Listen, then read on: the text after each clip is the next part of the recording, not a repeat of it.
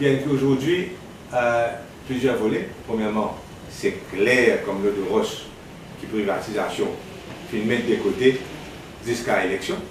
Parce que timetable là, tu bien clairement cet arbre par Ivan Colonel. Et il dit qu'il a fini bien en planche, tu bien fini à CPB tout là. Donc ça fait clair.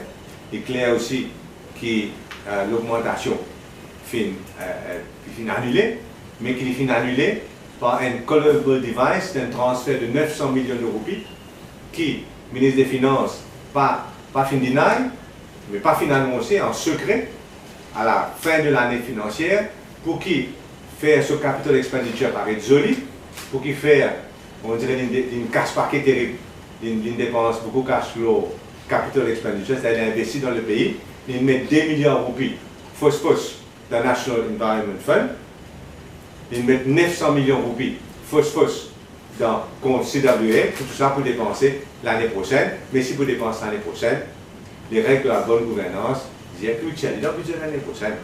Il ne faut pas tirer dans le budget cette année-ci pour dépenser l'année prochaine. Si vous pouvez faire ça, c'est vous avez camouflé le fait que cette année-ci, le gouvernement n'a pas fini à la hauteur de ce ban investissement qu'il promet, qui, comment la Banque de Maurice dit en avril dernier, juste un tiers capital budget est dépensé, 2 tiers pas dépensé, mais comme si par magique, l'étant nous la fin juin, 2 mois après, pourquoi 70-75% capital budget est dépensé. En fin de compte, pas vrai, 2 milliards il y a là-bas, de 75% là, 900 millions il y a CWA, et moins d'informations, et d'ailleurs, c'est comme tu dis mardi dernier, dans le Parlement, moins d'informations, qu'il y a beaucoup, centaines de millions comme ça qui viennent cacher partout pour l'année prochaine.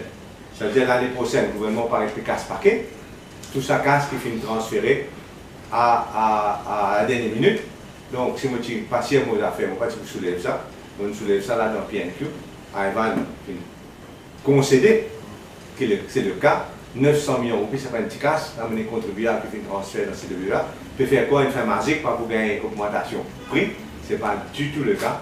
C'est car ça fait une prend le capital budget de cette année-ci. Zéro magique pas le faire. Au contraire, c'est tout le contraire.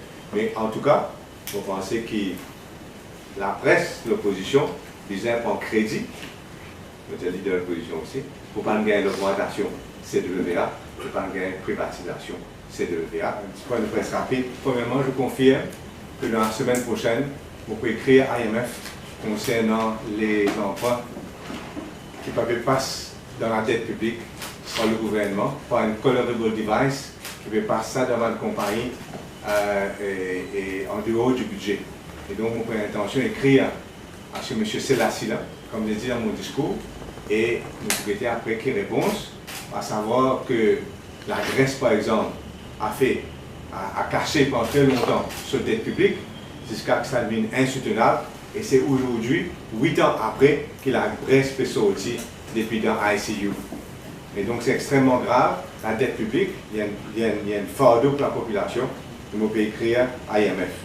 Concernant l'UTM, c'est bien clair pour moi que la Tertiary Education Commission blâme sévèrement le senior management de l'UTM et il n'est pas question pour l'opposition de lâcher prise parce que là, ce n'est pas une question de personnalité, ce n'est pas une question de politique, c'est une question de l'avenir 3000 enfants qui peuvent étudier et la plupart, ce n'est pas des enfants, ce n'est pas une famille modeste qui est dans l'UTM. L'UTM, nous pouvons dire clairement au gouvernement que s'il ne pas prend, on peut clairement pas au gouvernement, à Mme Lida David Ducan, que s'il ne pas prend aussitôt que possible, par une mesure qui redresse la situation, de mon bien regretté, il est là pour prouver que Mme Ducan pas mérite d'être ministre de l'Éducation s'il pas occupe l'intérêt des enfants qui dans un système universitaire. Et nous, moi, personnellement, je mets une motion de blâme contre Mme David Ducan.